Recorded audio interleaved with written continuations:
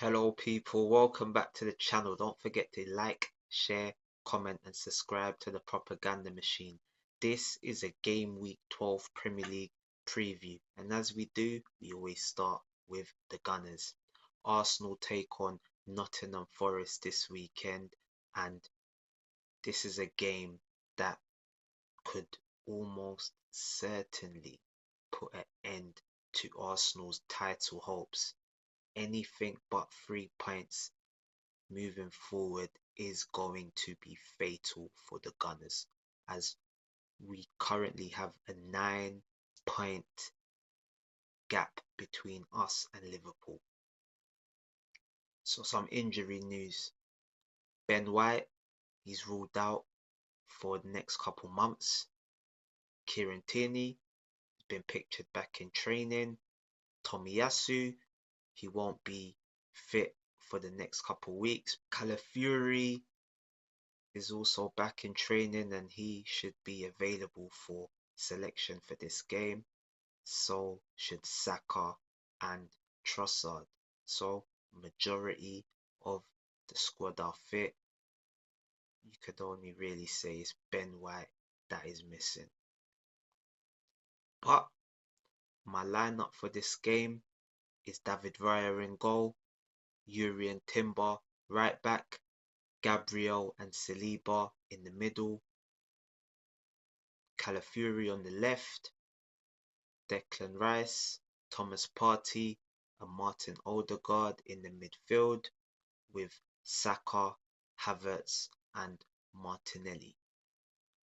That is probably the strongest side we could pick. Even if Ben White is fit, there's a potential argument that Yuri and Timber would be the right back and Calafiori would be left back for balance. So like I said, no wins in 4. We're currently 16th in the form guide over the last 5 games. This cannot continue. Mikel Arteta is under immense pressure, and especially as Pep Guardiola has just signed a 2-year contract. So if he can't beat him this season while Rodri's injured and all of the injuries that City have had this season, when will he be able to get over the line? Especially if Slot wins this league, then there's gonna be no arguments, no complaints from all those Arteta fangirls that have been saying, but he only beat Pep. He can't beat Pep. Because if Slot wins the league, it is very, very, very tough to keep him in the job, even if he were to win a League Cup. If Slot wins the league, I can't see a world where Arteta continues if he doesn't win the Champions League. But the owners will probably be happy with top 4, so his job's probably safe from the club. It's just us as fans who will be debating. Nottingham Forest, on the other hand, second best away team in the league, and they beat Liverpool at Anfield. So this is going to be a very, very, very tough game, considering they also have the second meanest defense in the league. So you just know that this is a tough game, especially as they have a lot of speed on the counter-attack. Hudson-Odoi, Ilanga. You can probably even argue Hudson-Odoi might start for Arsenal, especially the form this season from him compared to someone like Martinelli. You'd probably say Hudson-Odoi get in, and Chris Wood, would he start for Arsenal? Maybe. 8 goals this season, and he's looking in the form of his life. He's an underrated player. He will probably go down as one of those underrated players that you don't really appreciate unless they're at your club. There's been many others: Giroud, Wiltord, Xavier Hernandez, Ole Gunnar Solskjaer, Wiltord, Welbeck. There's a few names. Emil Heskey even. People only appreciate them when they're at your club. But from the outside looking in, you can be like, I wouldn't want him. No good. So in this game, Arsenal, we just got to win. All costs. The performance is secondary. Right now, we're in a time where only wins matter. There's no way at looking at it other than that. Whether it's our own goal, 1-0 scruffy, we can't afford to be picky. I won't be upset about a poor performance as long as we get the result. We need to go on a run now, a big run. So my score prediction in this game, I'm going very, very tight affair, 2-1 win to the Gunners. And I'm almost certain Bukayo Saka will probably get on the score sheet. Next game, this is probably the biggest game of the weekend. Manchester City versus Tottenham Hotspurs. Manchester City are on terrible, terrible form. 4 defeats on the bounce. 3 in a row in the league, and I'm almost certain Pep Guardiola has not gone through a crisis like this in his career. Mateo Kovacic is now also injured, so they've got more issues in that midfield. No Rodri, no Kovacic. Good thing De Bruyne is back because he'll probably have to start this game. Probably be a midfield three of Gundogan, De Bruyne, and probably Foden. Or Bernardo Silva, I'm not sure. You never know with Pep. Pep roulette is always a thing. Tottenham, on the other hand, they're on the back of a shock defeat before the international break against Ipswich. Big Ange is under a lot of pressure. He's going to need to find consistency in Tottenham's performances and results because too many times in a row we see this. They look good one week, next week they look shit again. And a lot of the time it's their own fault. They play well in matches and then, I don't know, something just happens. They start capitulating. You could probably say that is the history of the Tottenham. As a wise man once said. But they do have a good record against Manchester City. They've got a few results at the Etihad. I don't know if it was last season. I think it was last season. They went there with no Romero, no Van der Ven, or one of them might have been there, but I know for a fact Ben Davies was playing. It was a pretty makeshift lineup, and I thought, oh, they're going to get absolutely spanked.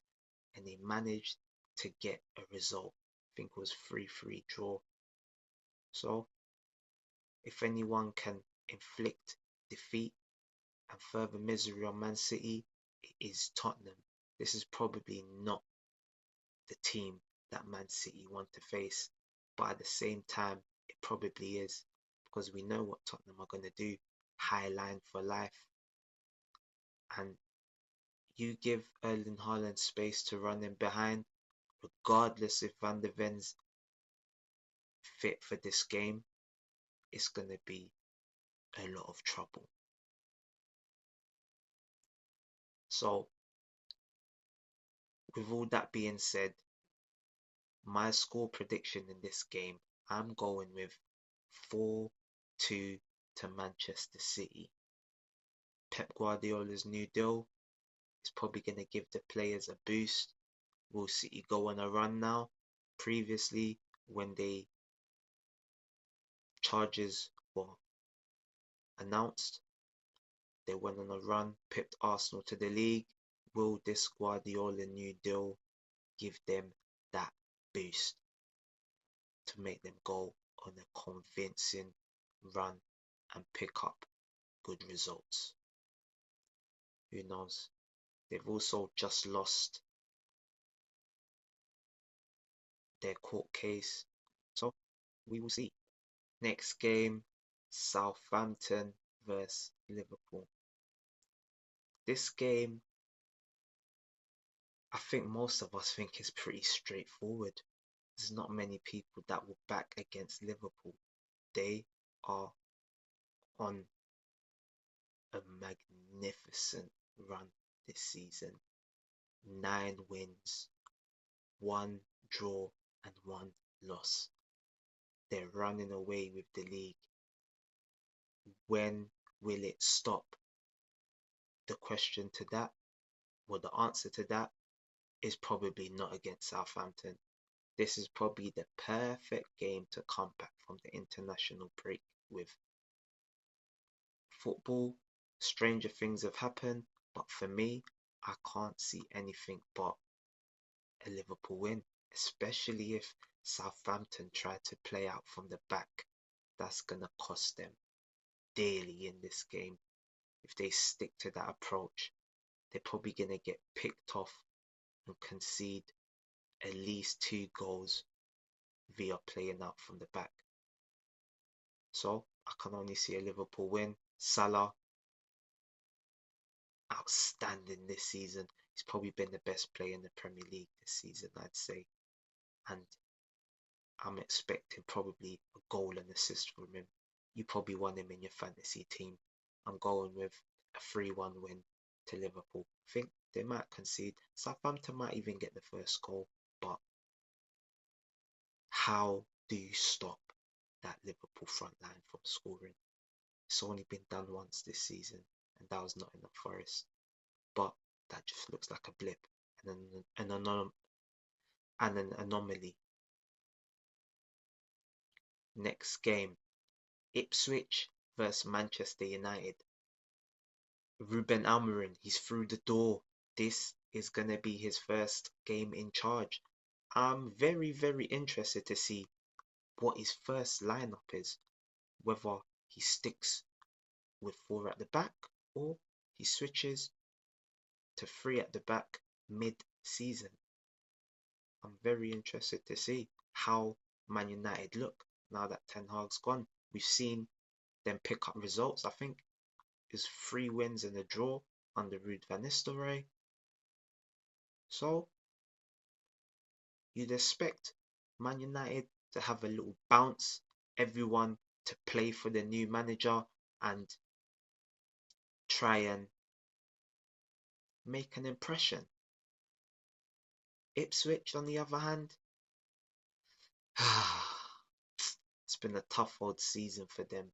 Some good performances, some batterings. They're very, very inconsistent. You don't know what Ipswich are going to get. They're sort of like a Man United under Ten Hag. You just don't know what you're going to get. But for me, I just have a feeling. I have a feeling about this game that I don't know what it is or for what reason. I can't give you any type of reason, but I'm going with a 1-1 draw. I think Ruben Almiron is going to be in for a shock, and he's going to quickly discover some of those Man United players are just not up to it. Next game, Leicester versus Chelsea. The Enzo Maresca derby. He returns, and this is probably the best time to play Leicester for Chelsea after the international break. Sadly for Leicester, one of their better players this season, Fatawu, is out with an ACL, so that's probably his season done, and he was just getting into things. he looked like a very, very dangerous player. You could probably argue he wouldn't have been at Leicester past this season, but now no one knows how he's going to fare when he returns. He's probably going to be in the Championship. Will someone take a gamble?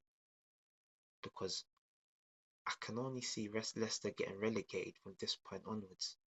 I can't see how they stay up. Chelsea, on the other hand, very, very good this season, sitting in third place currently in the league, above Arsenal on goal difference. And you're probably thinking, hmm, will Chelsea stay there? I don't know, but right now it looks very good from them, especially their midfield partnership of Caicedo and Lavia. They seem to be doing an outstanding job. Cole Palmer, this is probably his game. He'll probably get a few goals. Don't be surprised if he's on the score sheet in this game. Might even score a hat-trick. But once again, there's another feeling. I don't know why. I'm just going with a shock in this game. 12:30 kickoff after the international break. I remember Chelsea one time, they got beat like 5-2 by West Brom. I'm going with a shock, and that is 2-1 to Leicester against all odds. Next game, Fulham versus Wolves. Wolves, it's been a tough start to the season. They've had an awful, awful fixture list to start the season. They're now coming into that period where they should be picking up results. They did get their first win recently, so will they be able to get another one? I think it was in their last game where they got their first victory. Will they be able to get another win against Fulham? Fulham are a side you don't really know what you're going to get, even though this season they've been very, very consistent with their performances and their results, and that is why they're currently in 8th position in the league. No, 7th, sorry. They're in 7th position in the league. So you say that's a very, very good start to the season for Fulham. But they do lose the odd game here and there when you're expecting them to win. Smith Rowe, very good start to the season. Jimenez looks like a man reborn. Adama Traore has even found consistency this season. So I think this will be a very, very good game. Wolves, they've got the Cunhas, Hwang, who can get you goals. Strand Larsen this season has got 4 goals for them. I'm expecting some goals in this game. And my prediction is 2-1 to Fulham. Bournemouth versus Brighton. This is a very, very good game. Brighton currently sat in 6th position in the league, Bournemouth in 12th. But that probably doesn't tell you the true nature of this fixture, how close both team sides are. Not many points separating them in the table, only a 4-point gap. And Bournemouth at home, they've already picked up 3 points against Manchester City and Arsenal. So you can probably say that they're the favourites in this game.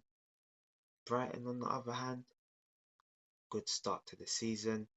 Their new managers come in and not much has changed. They're still dangerous as ever. Now the wingers look so dangerous. Danny Welbeck. Wow, he's having one of the best seasons. He's probably on par to get his best ever goal return in the Premier League. And I won't be surprised. if he leaves the season with, say, 15 goals if he stays fit, which is a very, very good total for a striker in the Premier League. If you're getting anywhere between 12 and 18 goals, you can say that is a competent centre forward in the Premier League, because not many players get to the 20 goal tally. But for me, this game probably just favours the home side, and I'm going with a 2-1 win to Bournemouth. Next game, Aston Villa versus Crystal Palace. Palace, oh, it's been such a poor season from them. I didn't expect them to be this bad. Eddie Nketiah looks horrible. His position in the team is not even a guarantee. Mateta has not found the same level of goals as he did when Glasner came in. Eze, another player that just doesn't look the same, doesn't even want to be there. That's kind of what the feeling I get. It's like he doesn't really want to be there now. He's like, nah, this is no good. When it was him and Elise, you knew they had two very, very big threats on the pitch. Now, you could probably argue the two biggest threats might be Eze and Gehi, the centre back, which is crazy to think. And as for Villa, Villa Park, you know that is not an easy place to go. But they are without a win in 3 games. So it's not really been the Villa from last season. They don't look or seem the same side, the same threat. It's probably to be expected as they do have Champions League football. So the schedule is a taxing one, and some of those players probably haven't played in Europe before. This is probably their first season in the Champions League, a lot of those players. And it's not the same as the conference last season, where you can just play weekend side. You've got to play your best players every game. There's not much room for rotation. But for me, they should be able to get a win in this game. And I'm going with a close one, 2-1 win to Aston Villa. Newcastle versus West Ham. West Ham, this has been a season to forget for them. They are not looking like a good side. And if you believe the rumours, the manager is very, very close to getting the sack. He recently got the dreaded vote of confidence from the board, where they said the rumours aren't true, his job is safe. But I just can't see how it can be safe. Surely he can do a better job with the players that he's got at his disposal. Kudus, his ban got extended to another 4 games. So, yeah, I just can't see things getting better for West Ham. And the manager, he's probably odds on to get sacked by Christmas. The midfield looks shocking. Alvarez and what's the other guy? Rodriguez, just very slow, just get run through. Then even when Solchek's in there, he's not someone that's got pace. I wouldn't say he's got pace. So it's just not looking good for them. I can't see how they go to St. James's Park this weekend and get a result. Newcastle, on the other hand, they've picked up a bit of form over the last couple games, got that victory against Arsenal, and also they beat Nottingham Forest 3-1 away from home in the last game. So I can only see one winner, and it's not looking good for West Ham. I'm going with a 2-0 win to Newcastle. It might even be a battering. Who knows? It just depends how Isak, Gordon, and Harvey Barnes are feeling on the day. Last game, Everton versus Brentford. Brentford at home, they are the best performing team in the league, but this is not a home game. They are some sort of Jekyll and Hyde. They are in 19th place away from home. It has been shocking away from home. I'm not even sure if they have a victory. It's been poor from them, and I don't know why. Because you'd think they've got the players for counter-attacking football away from home. The Wissers, the Mbuemos. Everton, on the other hand, this team, I don't think it matters whether they're at home, away. You just don't know what you're going to get. This is a team I don't know what to expect to see from Everton. They could win this game comfortably. They could lose it comfortably. I don't know.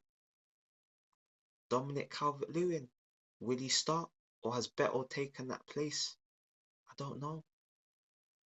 Are either striker good enough to lift Everton out of a relegation battle? I'd probably say no. I'd say this is going to be a long old season for them. Sean Dyche, he needs to probably start worrying about his job sooner rather than later as well. But in this game, I can't really see who's going to win. Can't pick a winner. So I'm going with a 2-2 draw. Desmond, and we'll see. So those are my predictions. Here's a quick look at what I've predicted. Arsenal to win 2-1. Manchester City 4-2 against Tottenham. Southampton 1, Liverpool 3. Leicester 2-1 against Chelsea. Ipswich 1, Man United 1. Fulham 2, Wolves 1. Bournemouth 2, Brighton 1. Bournemouth Villa 2, Palace 1. Newcastle 2, West Ham 0, and Everton 2, Brentford 2. Those are my predictions. Let me know what you guys think. So, that's been the Premier League preview show. Don't forget to like, share, and subscribe to the channel. Bless people.